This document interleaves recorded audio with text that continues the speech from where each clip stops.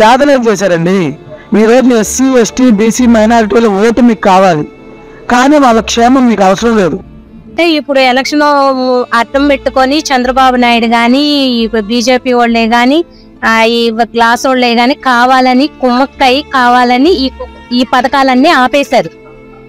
ఇప్పటికిప్పుడు ఫీజు డబ్బులు ఆపేసేస్తే ఎక్కడి నుంచి తెచ్చి కట్టుకోవాలి?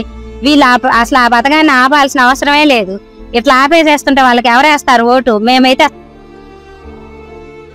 ఎవరికి చెప్పారో ఏం చేశారో, ఎవరికి చెప్తున్నారో ఏం చెప్తున్నారో ఉన్న వాళ్ళందరికీ ఇబ్బంది పెడుతున్నారు. ఎందుకు ఆ కర్మ?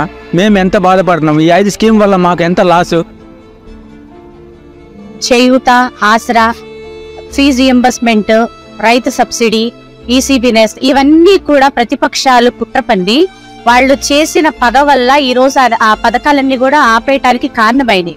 ఇలాంటి ప్రభుత్వం మళ్ళీ వస్తే మనలాంటి పేదవాళ్ళు బ్రతకడానికి ఛాన్స్ ఉండదు. చంద్రబాబు చేసే కుట్రల వల్ల ఇంకా దీవెన ఒకటి, వైఎస్ఆర్ చేయూత ఒకటి, నెక్స్ట్ ఆఫ్ ఆల్ ఈబీసీ నేస్తాడు. వీటన్నిటిని కూడా చంద్రబాబు విపరీతమైన నీచమైన కుట్రలు చేసి వాటిని ఆపించాడు.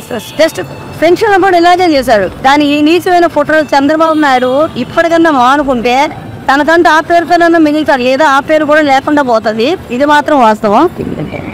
మీ బిడ్డగా నేను మాట చెప్తా ఉన్నా, వీళ్ళు ఎవరు అడ్డుకున్నా కూడా మీ బిడ్డ విజయాన్ని ఆ దేవుడు దయ మీ చల్లని ఆశీస్సులు ఉన్నంత కాలం ఏ ఒక్కడు ఆపలేడు అని మీ బిడ్డ చెప్తా ఉన్నాడు. మళ్ళీ మీ బిడ్డే అధికారంలోకి వస్తాడు. జూన్ 4న అధికారంలోకి వచ్చిన వెంటనే 1 వారంలోనే ఈ బటన్లన్నీ కూడా క్లియర్ చేస్తాడు మీ బిడ్డ అని చెప్తా ఉన్నాడు.